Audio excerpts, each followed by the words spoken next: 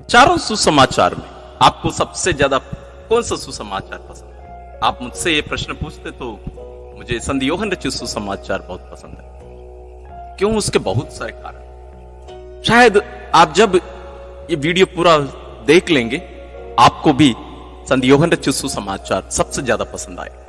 कारण सब मैं अभी बताना नहीं चाहूंगा, आप ये वीडियो पूरा देखिएगा। और एक तो बातें मैं आपको बताना चाहूंगा क्यों ये सुसमाचार विशेष है। अन्य तीनों सुसमाचार लगभग एक समान है। मत्ती, मार्कुस, लूकस, तीनों सुसमाचार में बहुत सारी समानताएं हम देख सकते हैं, लेकिन संत यूहन्ना बहुत ही विशेष है। इस सुसमाचार में एक भी चमत्कार नहीं। जरूर चमत्कार होते हैं लेकिन उनका अर्थ अलग होता है। संत यूहन्ना कभी भी चमत्कार शब्द का उपयोग नहीं करेंगे। क्यों? आप पूरा वीडियो देखिए आप सब। दूसरी एक बात, इसमें एक भी ऐसी घटना नहीं है जहां प्रभु यीशु कोई दुष्ट आत्मा या शैतान को निकालते हो। एक भी घटना नहीं। क्यों? आप देखिए, समझेंगे। और इस सुसमाचार में प्रभु यीशु के जन्म के बारे में कोई भी वर्णन नहीं। अरे इस सुसमाचार में ही प्रभु यीशु अपनी मां से डायरेक्ट बात करते हुए 2 बार बताया गया, कोई भी अन्य तीनों सुसमाचार में नहीं। क्यों? और वो भी मां मरियम को 2 बार प्रभु यीशु स्त्री कहकर पुकारते हैं। क्यों? इसके बारे में हम इसका पहले एक वीडियो बनाए हैं, आप जरूर उसको देखिए, आप बहुत पसंद करेंगे। और संत यूहन्ना के और भी बहुत सारी विशेषता है इस सुसमाचार के, क्योंकि संत यूहन्ना वो प्रिय शिष्य है जो प्रभु यीशु के साथ हमेशा रहे। सभी बाइबल प्रेमियों को मेरा प्यार भरा जय यीशु। आज हम संत यूहन्ना के अनुसार पवित्र सुसमाचार के परिचय को सुनेंगे।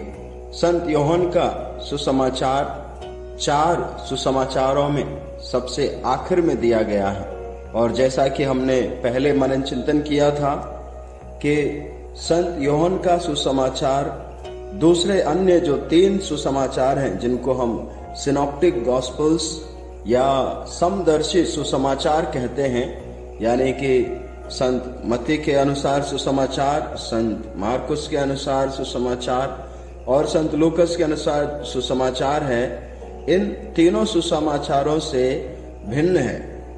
उसमें कई अंतर हैं। उन सभी अंतरों को हम समझेंगे और साथ ही साथ संत यूहन्ना के सुसमाचार की क्या खासियतें हैं उनको भी हम इस परिचय में समझेंगे।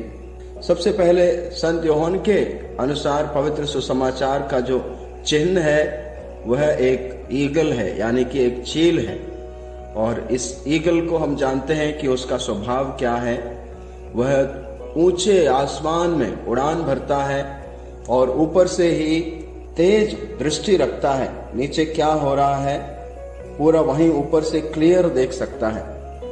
अर्थात संत यूहन्ना का जो सुसमाचार है उसकी खासियत यह है कि उसकी जो शिक्षाएं हैं, उसका जो सब्जेक्ट मैटर है या कंटेंट है, वो ऐसा लगता है कि आम लोगों की सोच से थोड़ा और ऊपर है। लेकिन व्यक्तिगत रूप से अगर मैं कहूं तो इसका अर्थ यह है कि संत यूहन्ना अपने सुसमाचार की शुरुआत प्रभु यीशु के पूर्व में ही अस्तित्व के से शुरू होता है। यानी कि दूसरे सुसमाचार प्रभु यीशु के जन्म के बाद की स्टोरी बताते हैं या जन्म के बाद की कहानियों का विवरण देते हैं, लेकिन संत यूहन्ना का सुसमाचार प्रभु यीशु के इस पृथ्वी पर आने से पहले से ही शुरू, यानी कि आदि से शुरू होता है।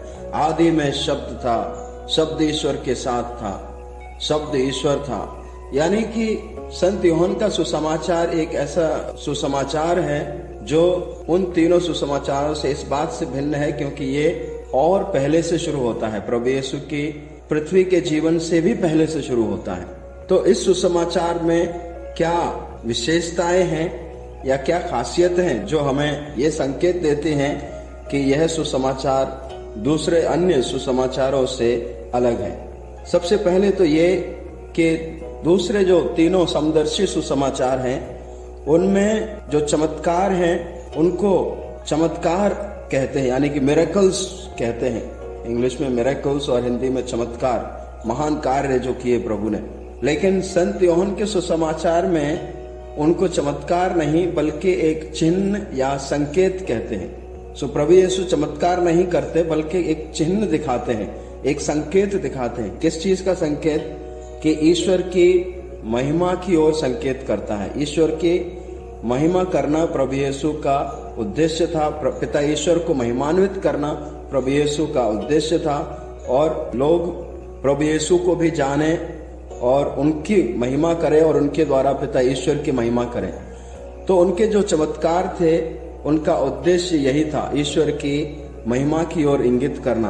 तो इसलिए उनको चिन्ह या संकेत कहते हैं, ना कि चमत्कार।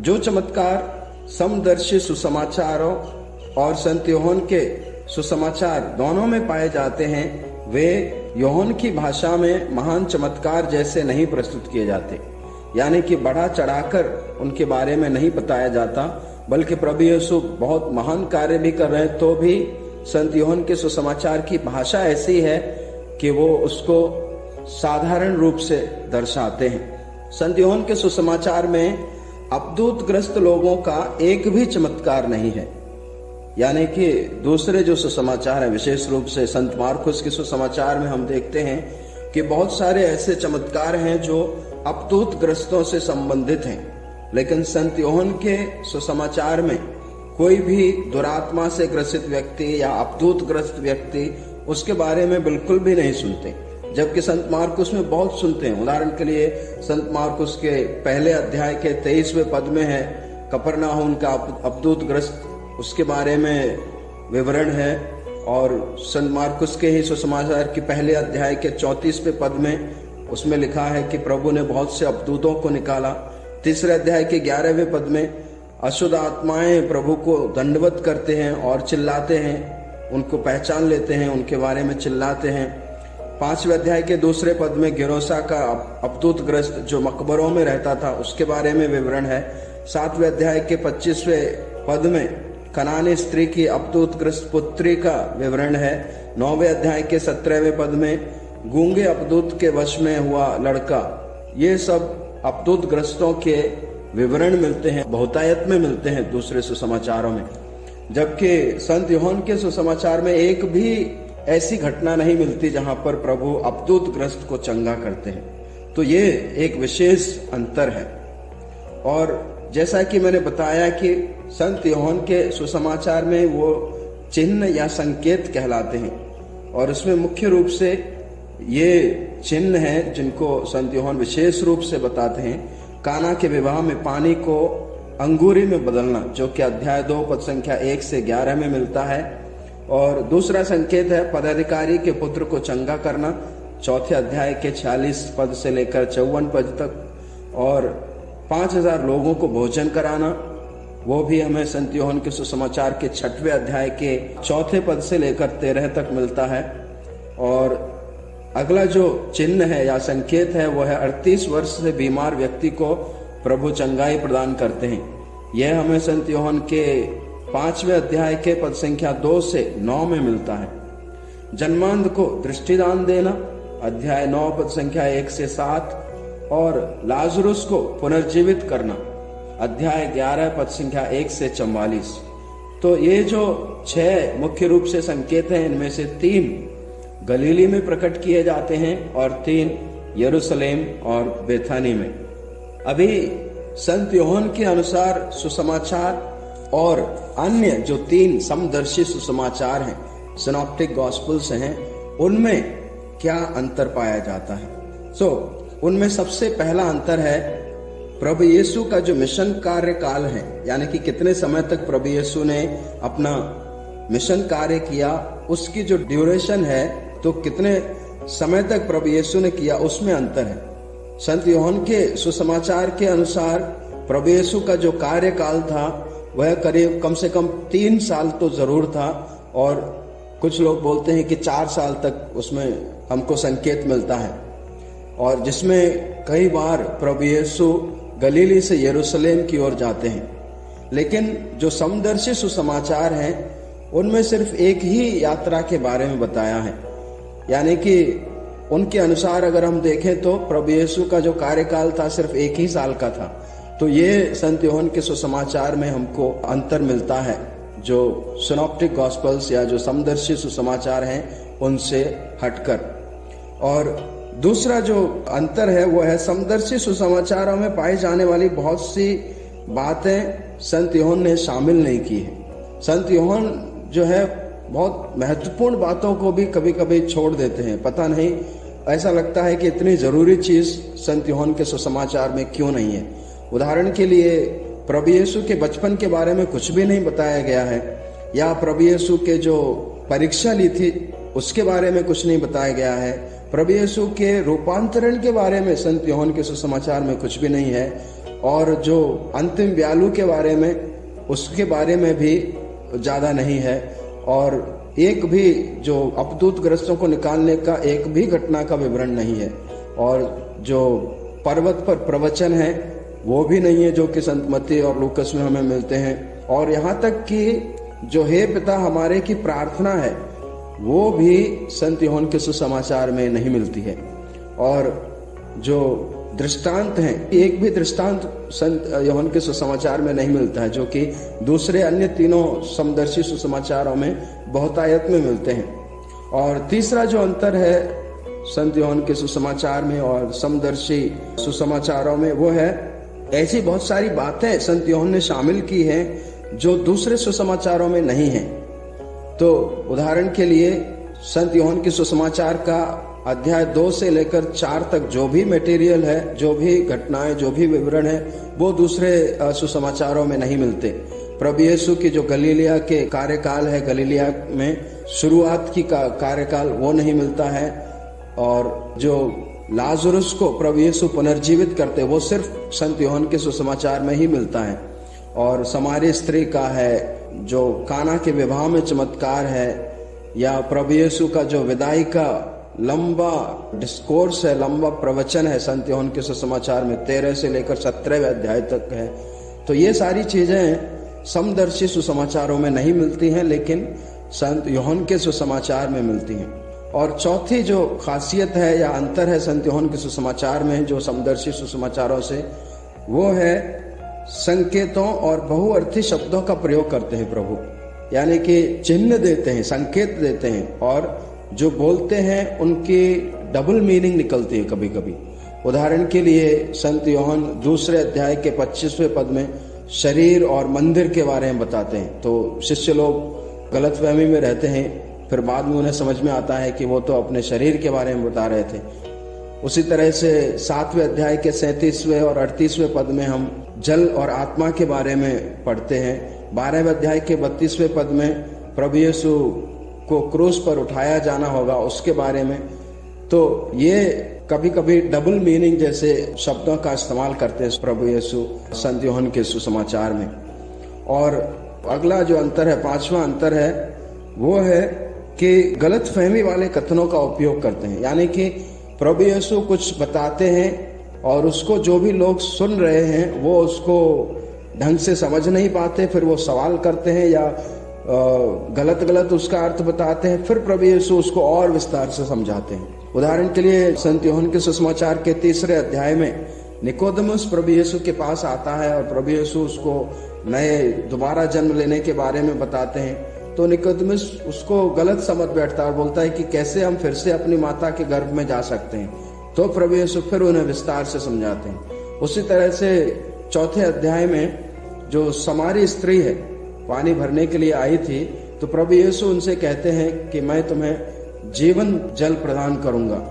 तो वो सोचती है, वो उनको गलत समझ लेती है और बोलती है कि आपके पास ना तो कोई बर्तन है, बाल्टी है, फिर आप कैसे मुझे वो जल देंगे। तो फिर प्रभु यीशु उसको और विस्तार से समझाते हैं। तो ये खासियत संत यूहन्ना के सुसमाचार में पाई जाती है। और दूसरा जो अंतर है समदर्शी सुसमाचारों से, वो है प्रभु यीशु के बारे में बहुत उच्च शिक्षाएं हैं या उच्च भाषा का इस्तेमाल किया है संत यूहन्ना ने। उदाहरण के लिए जो शब्द है, शब्द आदि में शब्द था, शब्द ने शरीर धारण किया, तो ये सारी चीजें बहुत हाई, मतलब उच्च स्तर की चीजें हैं, बहुत हाई थियोलॉजी जिसको बोलते हैं वो है। तो सुसमाचार की शुरुआत उसी से होती है। और उसके अलावा संत यूहन्ना के सुसमाचार में प्रभु यीशु कई बार अपनी पहचान बताते हैं कि मैं वो हूँ, मैं भला चरवाहा हूँ, मैं दाखलता हूँ, तुम डालियां हो। या मैं भेड़शाला का द्वार हूँ, या मैं जीवन की रोटी हूँ, मैं संसार की ज्योति हूँ। तो इस तरह से अपने बारे में बहुत सारी बातें प्रभु यीशु बताते हैं जो दूसरे सुसमाचारों में शायद नहीं मिलती हैं। और उसके अलावा संत यूहन्ना के सुसमाचार में जो ईश्वरीय राज्य के बारे में ज्यादा नहीं बताया गया है। दूसरे सुसमाचारों में ईश्वर के राज्य के बारे में प्रभु यीशु बहुत एक्सप्लेन करते हैं कि ईश्वर का राज्य ऐसा है, ईश्वर का राज्य वैसा है, दृष्टांतों के द्वारा समझाते हैं। लेकिन संत यूहन्ना के सुसमाचार में ईश्वर के राज्य के बारे में कुछ ज्यादा नहीं है, यानी कि सिर्फ 3 बार ये शब्द इस्तेमाल हुआ है, वो भी इतने विस्तार से नहीं। लेकिन समदर्शी सुसमाचारों में इसके बारे में बहुत बताया। लेकिन ईश्वर के राज्य की बजाय संत यूहन्ना अनंत जीवन के बारे में प्रभु यीशु बताते बहुत अधिक। अनंत जीवन पाने के लिए क्या करना है, या इसलिए मैं आया हूं कि तुम्हें अनंत जीवन मिले, या जो प्रभु में विश्वास करता है उन्हें अनंत जीवन मिलेगा। तो ईश्वर के राज्य की बजाय अनंत जीवन पर ज्यादा जोर देते हैं संत यूहन्ना के सुसमाचार में। और जो विशेषता है संत यूहन्ना के सुसमाचार की एक और है, वो ये है कि उसमें जो डायलॉग है, यानी कि संवाद है 2 लोगों के बीच में, तो वो बहुत लंबा लंबा संवाद मिलते बहुत सारे, और प्रवचन भी लंबे लंबे प्रवचन मिलते। एक ही चीज के बारे में बहुत सारी विस्तार से हम देखने को मिलता है हमें। उदाहरण के लिए संत यूहन्ना के 3 अध्याय में निकोदेमुस के साथ जो संवाद चल रहा है बहुत लंबा चलता है, और उसके बाद उनके आपस में डिस्कशन होता है। उसी तरह से संत यूहन्ना के 4 अध्याय में भी समारी स्त्री के बारे में भी, समारी स्त्री और प्रभु यीशु के बारे में बहुत लंबी बातचीत चलती है, बहुत चीजों को लेकर आपस में बातचीत होती है, डायलॉग होता है। उसी तरह से 6वें अध्याय में जीवन की रोटी के बारे में है, बहुत लंबा प्रवचन है, उसके बारे में प्रभु यीशु काफी विस्तार से समझाते हैं जीवन की रोटी के बारे में। और उसी तरह से अध्याय 13 से लेकर 17वें अध्याय तक प्रभु यीशु अपने जाने के बारे में बताते हैं, विदाई के बारे में कि मैं जा रहा हूँ, पिता के पास जा रहा हूँ। तो ये सारी घटनाएं 13वें अध्याय से लेकर 17वें अध्याय तक हैं। तो ऐसे करके संत यूहन्ना के सुसमाचार की ये भी खासियत है कि वो लंबा डिस्कोर्स बहुत सारे इसमें मिलते हैं, जबकि दूसरे सुसमाचार में छोटे छोटे प्रभु ने कहा मैं ये करता हूँ, या जो चमत्कार हैं उनके बारे में। तो ऐसे लंबी लंबी घटनाएं शायद ही दूसरे सुसमाचारों में। और उसके अलावा संत यूहन्ना की जो भाषा है संत यूहन्ना के सुसमाचार की, उसमें भी काफी अंतर है दूसरे सुसमाचारों से। तो ये सारी चीजें संत यूहन्ना के सुसमाचार को विशेष बनाती हैं, खास बनाती हैं, और इसलिए बहुत सारे लोगों का फेवरेट सुसमाचार होता है। कई लोग मतलब इसको दूसरे सुसमाचारों से अधिक महत्व देते हैं, अधिक प्रिय है ये सुसमाचार। अब हम देखेंगे कि यह सुसमाचार कब लिखा गया, कहाँ लिखा गया और क्यों लिखा गया।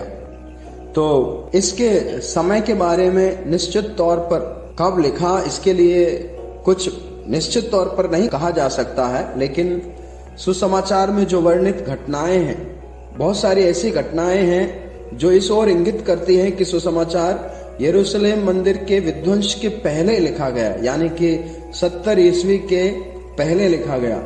लेकिन बहुत सारी ऐसी घटनाओं का भी वर्णन है जो इस ओर इंगित करती है कि ये करीब 90 से लेकर 100 ईस्वी तक के बीच में लिखा गया। तो लेकिन वर्तमान में जो विद्वान हैं, पवित्र बाइबल के जो विद्वान हैं, वो इस बात से सहमत हैं कि यह सुसमाचार लगभग 98 ईस्वी से लेकर 100 ईस्वी के बीच में लिखा गया था। तो इसको करीब करीब सभी विद्वान लोग स्वीकार करते हैं। और क्यों लिखा गया था, इसका उद्देश्य जो है संत उनके सुसमाचार को लिखने का जो उद्देश्य है वो इसी सुसमाचार में अध्याय 20 पद संख्या 30 और 31 में हम समझ सकते हैं। उसमें लिखा है कि ईसा ने अपने शिष्यों के सामने और बहुत से चमत्कार दिखाए जिनका विवरण इस पुस्तक में नहीं दिया गया है। इनका ही विवरण दिया गया है जिससे तुम विश्वास करो कि ईसा ही मसीह ईश्वर के पुत्र हैं, और विश्वास करने से उनके नाम द्वारा जीवन प्राप्त करो। यानी कि इस सुसमाचार का उद्देश्य है कि प्रभु में विश्वास करें लोग और उनके नाम के द्वारा मुक्ति पाएं, अनंत जीवन पाएं। तो इसी उद्देश्य से ये सारी चीजें सुसमाचार में लिखी गई हैं। किसने लिखा और कहाँ लिखा? हालांकि निश्चित तौर पर इसके लिखने के स्थान के बारे में कुछ कहा नहीं जा सकता, लेकिन जो प्रारंभिक कलीसिया में धर्म पिता हुए हैं, जिनको चर्च फादर्स कहते हैं, तो उनका जो साक्ष्य है वो इस ओर इंगित करता है कि यह सुसमाचार एफेसुस में लिखा गया था, जहां पर जेबेदी के पुत्र योहन ने अपना सेवा कार्य किया, अपना जीवन बिताया।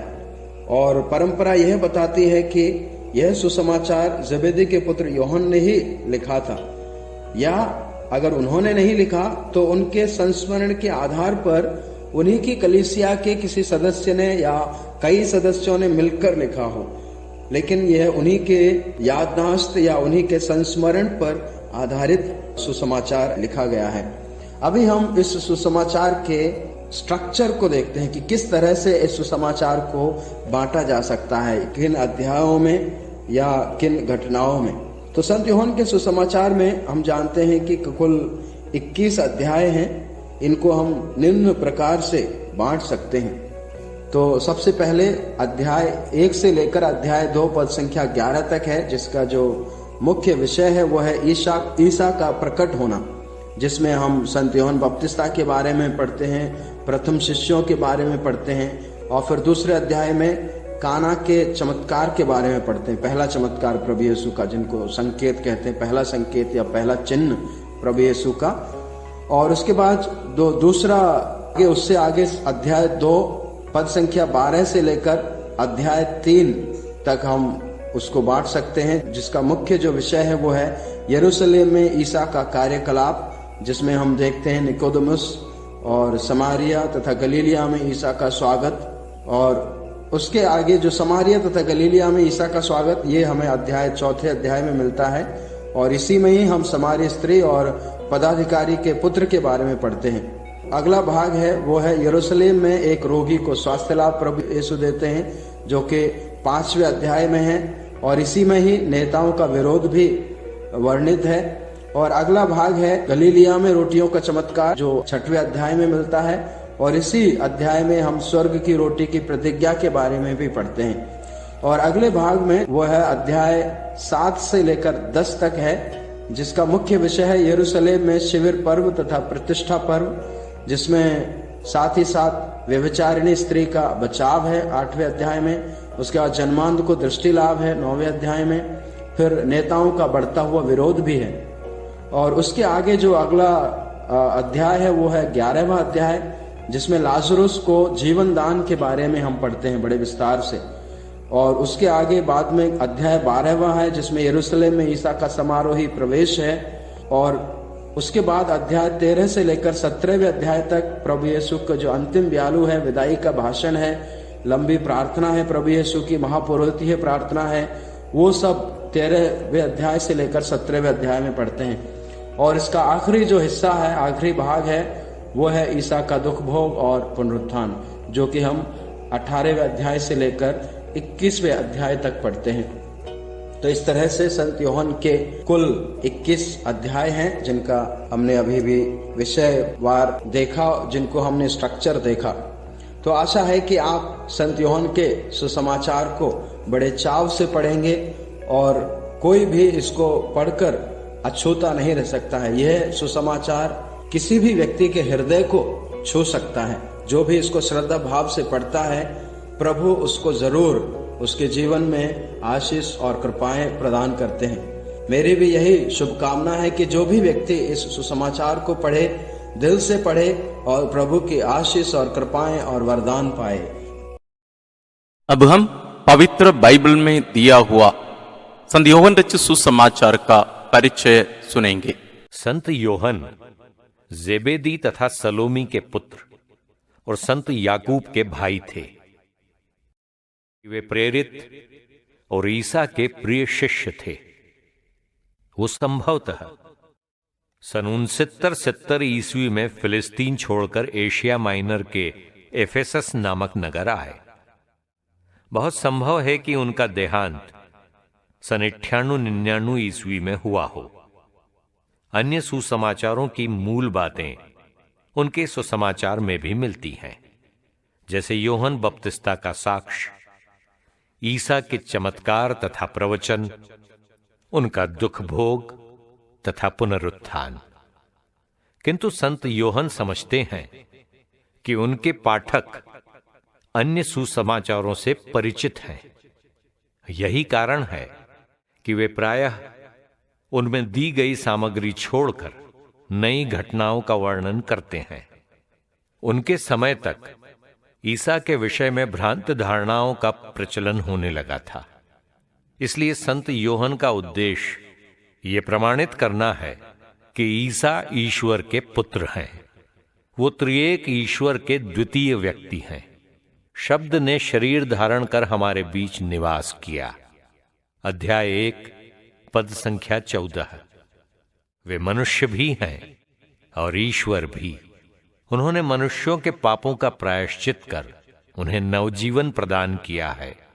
इस उद्देश्य को दृष्टि में रखकर वो अपेक्षाकृत कम घटनाओं का वर्णन करते हैं, किंतु उनका गूढ़ अर्थ स्पष्ट करने का प्रयास करते हैं। रोटियों के चमत्कार के वर्णन के बाद वे स्वर्ग की रोटी के विषय में ईसा का भाषण प्रस्तुत करते हैं। ईसा जन्मांध को दृष्टि प्रदान करने से पहले कहते हैं, संसार की ज्योति मैं हूं। और लाजरुस को पुनर्जीवित करने के पहले पुनरुत्थान और जीवन मैं हूं। अध्याय 11 पद संख्या 25। इस सुसमाचार की एक अन्य विशेषता यह है कि इसमें वर्णित अधिकांश घटनाओं का स्थान यहूदिया तथा यरूशलेम है।